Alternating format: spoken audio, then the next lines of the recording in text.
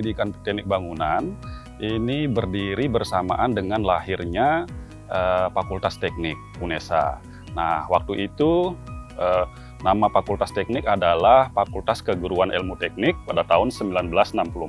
Nah, keunggulan dari PTB itu secara profil, PTB ini menghasilkan profil tenaga yang akan disiapkan untuk bekerja sebagai tenaga pendidik di sekolah menengah kejuruan. Nah, kemudian juga berperan di dalam dunia industri, misalnya menjadi tenaga pelaksana, tenaga pengawas konstruksi, kemudian juga bisa juga berperan sebagai perencana dalam kegiatan-kegiatan proyek konstruksi itu sendiri. Jurusan teknik sipil, kemudian di bawahnya anak Prodi Pendidikan Teknik Bangunan, memiliki fasilitas yang digunakan untuk menunjang kegiatan belajar dan mengajar. Antara lain ada beberapa lab ya di sini ya, misalnya lab beton, lab bahan, kemudian studio gambar, kemudian juga ada lab komputer dan multimedia, kemudian juga ada lab plumbing, kemudian ada bengkel kerja kayu, dan juga ada bengkel kerja praktek batu.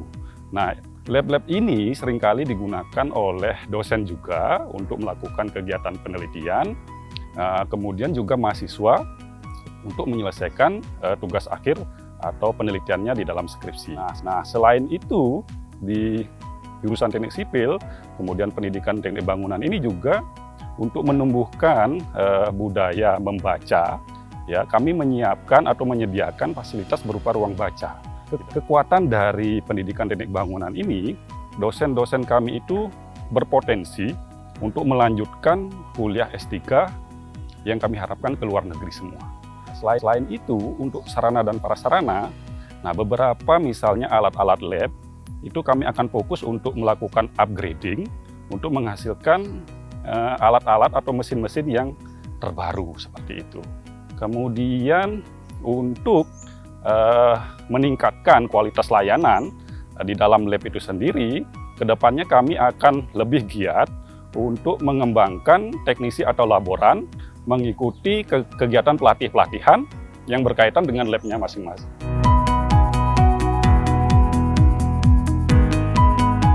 Di Prodi Teknik Bangunan ada 11 laboratorium yang mempunyai fungsi sebagai fasilitas praktikum untuk mahasiswa dan penunjang penelitian bagi para dosen di jurusan teknik sipil dan selingkung.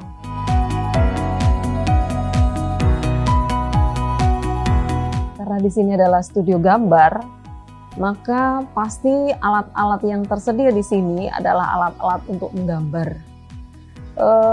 Alat yang ada di sini itu adalah alat menggambar berupa meja gambar, lalu ada mesin dan berikut mistar gambarnya. Luaran yang dihasilkan bagi mahasiswa setelah lulus dari mata kuliah yang dilakukan di studio gambar itu adalah berupa gambar kerja.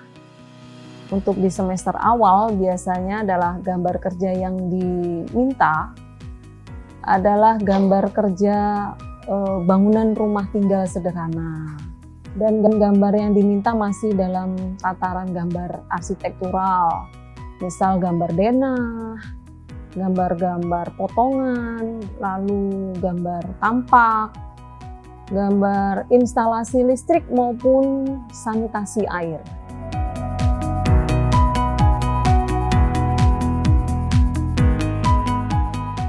Teknologi dan bahan dan beton ini lebih dikhususkan untuk melakukan praktikum terhadap material-material bahan untuk bangunan dan juga material-material penyusun dari beton itu sendiri. Di sini alat-alat digunakan adalah meliputi untuk tes lentur dan tes tekan terhadap beberapa material seperti genteng, batako, atau sampel beton itu sendiri. Beberapa luarannya terutama dalam hal ini meliputi hasil penelitian, karena sebenarnya selain dari melakukan praktek di lab ini sendiri juga digunakan untuk kegiatan melakukan penelitian untuk mahasiswa, kemudian penelitian yang dilakukan oleh para dosen, dan juga memberikan pelayanan kepada masyarakat, dalam hal ini kerjasama kepada pihak ketiga pada masyarakat, misalnya malah memberikan layanan berupa pengetesan untuk beton, kemudian untuk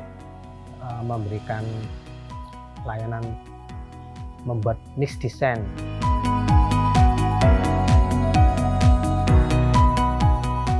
Di sini Laboratorium Ilmu Ukur Tanah merupakan laboratorium pembelajaran beberapa mata kuliah dasar teknik sipil berkaitan dengan ilmu ukur tanah. Di antaranya adalah pengukuran sifat datar dan pemetaan situasi. Biasanya mahasiswa akan melakukan praktikum di luar, di outdoor seperti ini. Nah, alat yang digunakan adalah pesawat waterpass, kemudian teodolit, kemudian total station. Nah, alat-alat ini sebenarnya berfungsi untuk mengukur beda tinggi, beda elevasi, sudut poligon, sudut survei pemetaan, kemudian untuk mencari titik koordinat dari suatu titik yang kita survei. Kami berharap mahasiswa mendapatkan kemampuan di bidang ilmu ukur tanah sebagai bekal dia bekerja nanti di dunia teknik sipil, dan kami mendorong mahasiswa maupun dosen melakukan penelitian lebih lanjut di bidang ilmu ukur tanah sebagai support data untuk penelitian-penelitian sipil lainnya.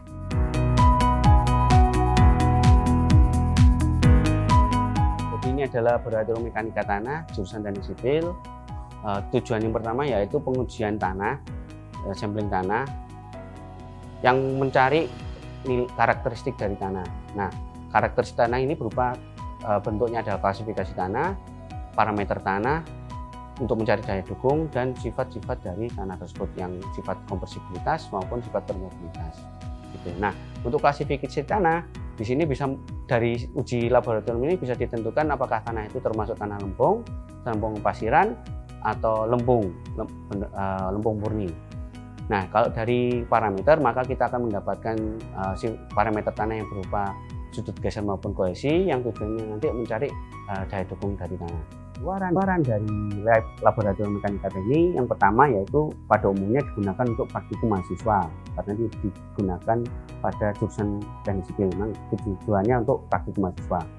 Nah, luaran dari praktikum mahasiswa adalah laporan uji laboratorium karakteristik tanah tadi. Yang kedua, memfasilitasi untuk dosen melakukan penelitian dan pengabdian kepada masyarakat.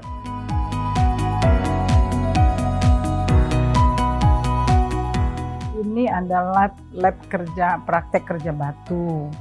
Jadi setiap mahasiswa yang sudah mengikuti lab kerja bahan, dia baru boleh mengikuti lab kerja batu ini. Mereka itu di sini kita latih. Sebelum kita latih, kita memberikan teori, lalu kita latih secara praktek itu tentang susunan batu setengah bata dan satu bata. Susunan batu setengah bata dan setengah bata itu ada yang beberapa kategori, ada yang susunan lurus, ada L, ada T, dan ada bersilangan. Nah, di sini mereka harus bisa secara teori dan praktek itu tersinkronisasi.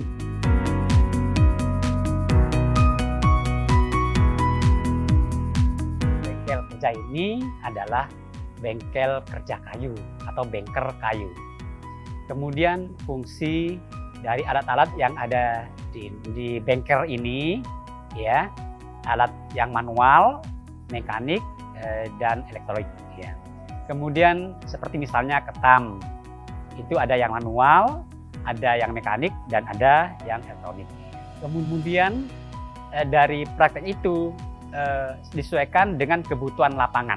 Ada praktek kayu dari sambungan dasar, yaitu sambungan bibir lurus, bibir miring, bibir terkait, dan sebagainya. Jadi ada dari berapa 100 macam sambungan itu. Jadi apa yang diterapkan di lapangan itu yang dilaksanakan oleh mahasiswa kami. Paling tidak bisa matching dengan GIDU, ya. Itu paling tidak. Kalau di PTB paling tidak dia bisa mengajar di STM. Jadi sudah tahu cara mengetam, cara merawat, K3-nya dan sebagainya.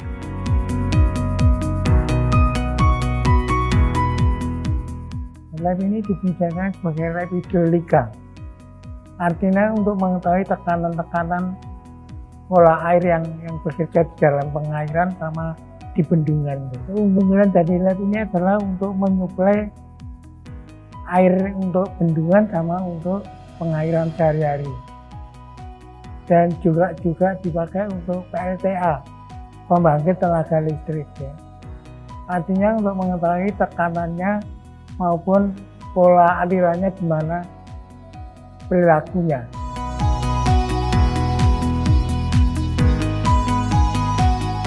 Ini adalah lab komputer dan juga lab multimedia yang di dalamnya ada beberapa fasilitas yaitu komputer. Kalau di lab komputer sendiri ada 42, sedangkan yang di lab multimedia itu ada 31 yang dilengkapi oleh beberapa fasilitas pendukung lainnya seperti ada scanner, kemudian ada plotter dan juga ada beberapa software pendukung teknik sipilan, ada seperti software menggambar dan juga software untuk menghitung struktur bangunan seperti itu. Di sini akan belajar berbagai software tentang teknik sipilan yang mendukung mereka juga dalam perkuliahan dan juga nanti disiapkan juga ketika mereka akan masuk dunia kerja seperti itu. Jadi ke softwarenya itu tadi ya, karena kita sekarang menuju ke era digital, jadi semuanya sekarang menggunakan software. Jadi di lab ini untuk mempersiapkan skill mereka di bidang itu. Jadi untuk software tertentu di bidang teknik sipilan agar mereka mahir di bidang itu.